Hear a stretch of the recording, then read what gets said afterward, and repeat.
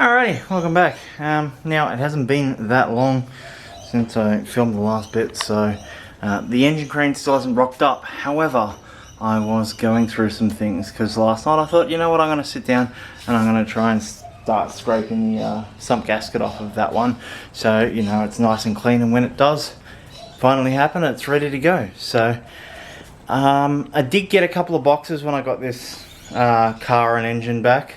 And the guy said that there were air filters in there, so I was like, you know what, I'm gonna have a look and see what air filters he bought for it.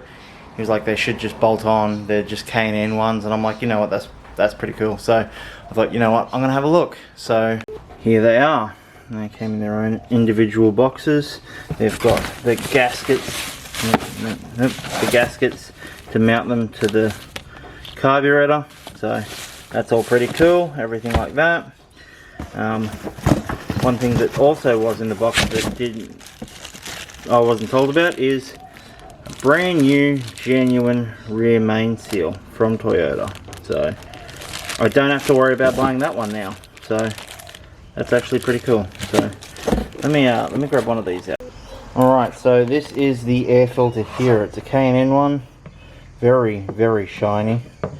As you can see, those bolt holes on the back with the gasket straight onto the carby, and yeah, so it's just a nice little one. I don't have anything for that center hole because nothing actually screws into it. So now the engine is a little upside down right now, so the equivalent would be it sitting like this. It's still got the plate of the old one on it, so that would be sitting on like that. So it's a nice little one. Might have some clearance issues with brakes and stuff like that, but I don't really know. So, but yeah, it looks kind of cool like that. I think I might end up running these ones because yeah, they're unnecessarily shiny for the rest of the car, which kind of makes them cool, like hot roddy sort of style. You got the shiny chrome bits, and then the rest of it looks like it was pulled out of a lake. So yeah. So it's been a long ass day.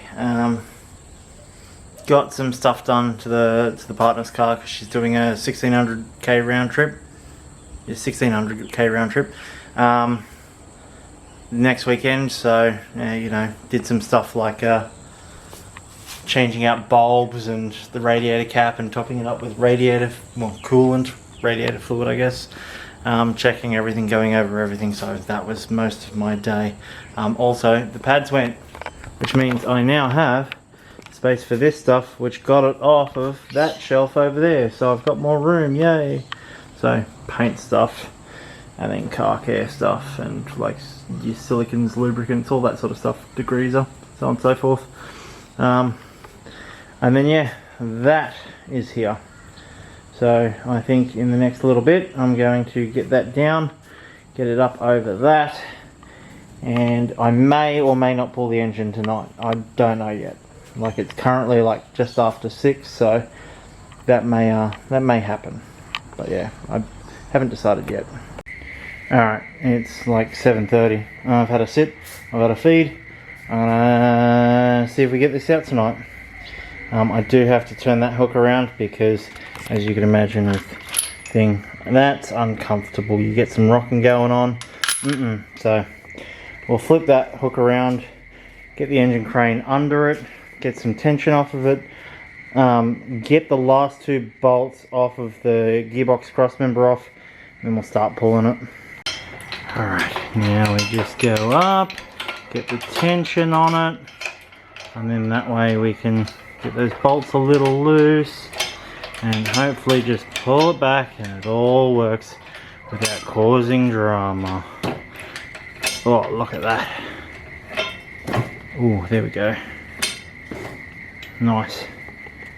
Alright, we have one 18RC on the ground. I did have to move my toolbox just so I could get the engine crane to go back far enough. But bada bing bada boom, it is done. Now we'll advertise this one and get it to a new home. And yeah, use the money to do things to that, so we can put that one in there. But yeah, tell you what, I did have a sketchy moment with it though, being that I'm soloing it. Getting it out of there with the gearbox on, I tend to tilt it up, bring it forward, and then lift the box up and then pull it out. However, chain rather than ratchet strap, which is what I usually use. And yeah, there was one moment there where it was tilted like this, and I lifted the box back up and moved it around, and then the chain slipped on the hook. Like, it wasn't falling off, but it just slipped from one chain knot to another, one link to another, and yeah, made a loud noise and a slippy sort of motion, and I freaked the fuck out. But other than that, yeah, flawless. I did get a little bit of gear oil on the cross, well, the radiator support there. So yeah, and a little bit over the back there. So yeah, I just bring it forward, lift it, twist it, and then out. So yeah, all done skis. And of course, for some reason, I am sweating like a gypsy with a mortgage, because for whatever reason, I just do that. Anytime I do any sort of physical sort of activity in summer, I hate it. I hate it, I hate it, I hate it. Bring back winter. Winter is hot enough for me. That's it, that's as hot as I want to go. I don't want to go any hotter than that. Now, time to pack this up, get it out of the way, and get my toolbox back in its home. Yeah. Alright, so the engine is now advertised, and all we have to do really is to wait. So hopefully it sells reasonably quickly, and then we can get ourselves some parts and get the new motor back together. But I think this concludes part 2. So yeah, engine out, happy with that. Yeah, it could be a week, maybe 2, I don't know. Depends on how long it takes to sell this 18LC. So yeah, anyway, I'll see you in the next one.